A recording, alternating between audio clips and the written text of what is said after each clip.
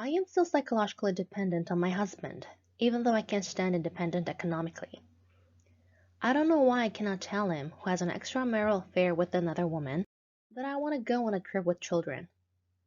I get mad at myself because I'm still living on my husband's schedule. He seems to want to grip on me and children while secretly keeping on his infidelity. The question holds lots of assumptions about your husband. The reason you cannot be psychologically independent of him is because of a hope that your relationship can possibly recover. Like, he might end his relationship with her, or he might come back someday.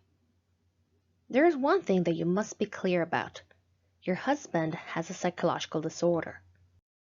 This psychological disorder cannot be treated by himself. What you can do first in this situation is to make an environment where the husband can come back. In other words, you need to treat your wounds and make yourself happy. Economical and psychological independence is important in the situation of a spouse's infidelity. The reason for it being impossible to be independent psychologically is love. No matter how much he harms you psychologically, you still like him and want to recover the relationship.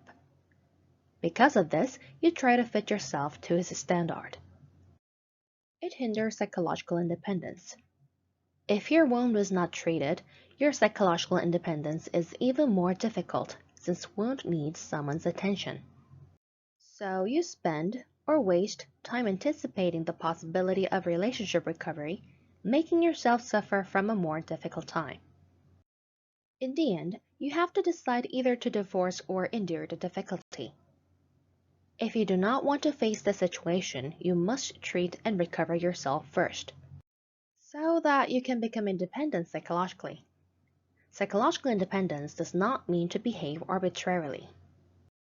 If your husband is still in an extramarital relationship with another woman secretly, you must be able to tell him what you know.